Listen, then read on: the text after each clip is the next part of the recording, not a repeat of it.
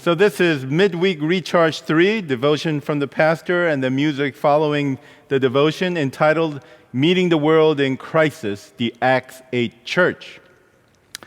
The word crisis comes from a Greek word meaning decisive point. Does the reality of COVID-19 present churches and Christians with decisive moments today? I think you know the answer.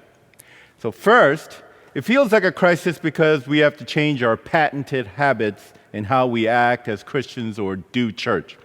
It feels like a crisis because many of us are used to being passive churchgoers, but the pandemic is requiring us to get up from our pews and be proactive Christ followers. It feels like a crisis because we're cut off from our professional church workers and volunteer leaders on whom we depend. You and I know that Jesus is up to something grace-filled in these disruptive times. We know that Jesus is shaking up his church so that we wake up to an opportunity to rediscover what being a Christian and part of the church is really about. And perhaps Jesus is ministering a whiff of smelling salts to his people so that we can be the Acts 8 church.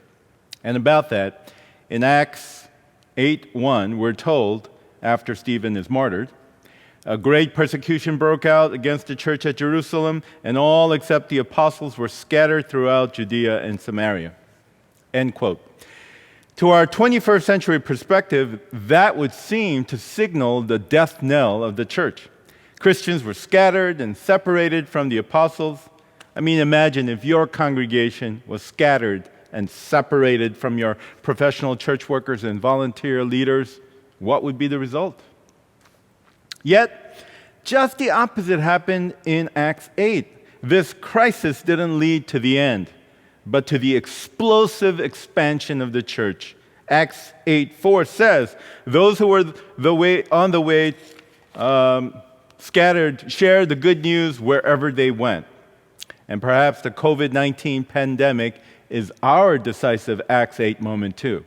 So, instead of a glass half empty mindset, we start with a perspective of gratitude, which is at the heart of worship. First, we thank God for the opportunity during our time of shelter to engage his word more deeply. We thank God for the opportunity to get closer with our loved ones and get more real in our conversations and sharing.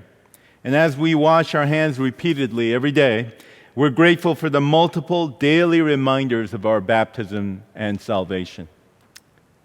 We thank God for opening our minds and hearts, allowing us to be more receptive to various options and changes in the ministry today so that we can meet the challenges and the changes in the world around us, ditching our sacred cows. We're thankful for the abundant blessings God has given us, which we've often taken for granted. These blessings were so bountiful that they became hidden from our blinded eyes. Amid the suffering, we see positive developments, such as the improving environment, and some of us are breathing cleaner air than ever before in our lives, thanks be to God. Now, we ask God next to help us be the Acts 8 church by, first, learning to truly cast our burdens on God. Many of us presently cannot visit in person with our loved ones in hospitals and nursing homes and retirement communities. So we really have to trust in him to provide ultimate safety, especially spiritual protection and the fellowship and warmth that our loved ones need. Using the gift of technology as we learn lessons and leveraging it for the sharing of the gospel and the advancement of the kingdom, both during and after the COVID era. And also discovering life groups.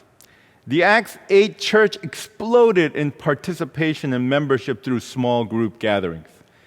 Now is an opportune time for us to break out of simply being passive churchgoers.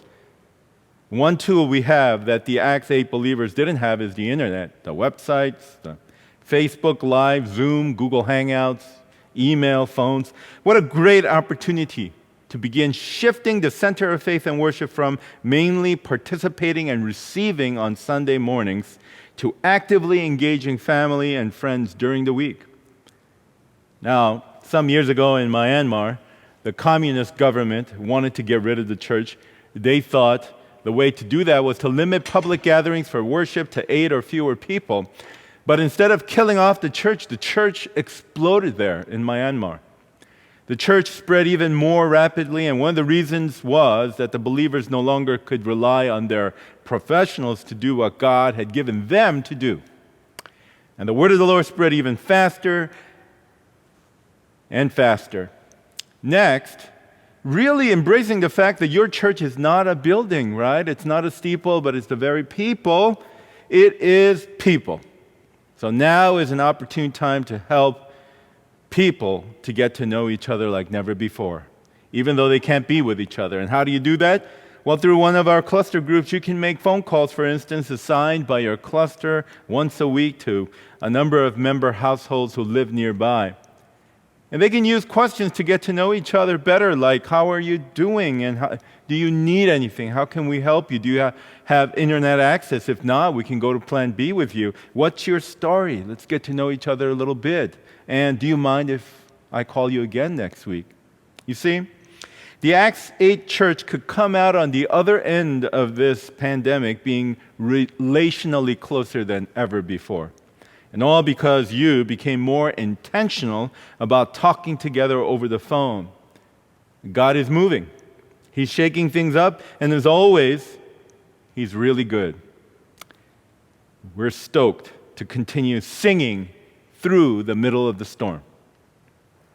So I invite you now to go back to these words and listen and reflect on them as you listen to the music while reflecting on the devotion. And then Pastor Greg Finke has some ideas for caring about neighbors following that. So I miss seeing you in person. Be safe in God's embrace.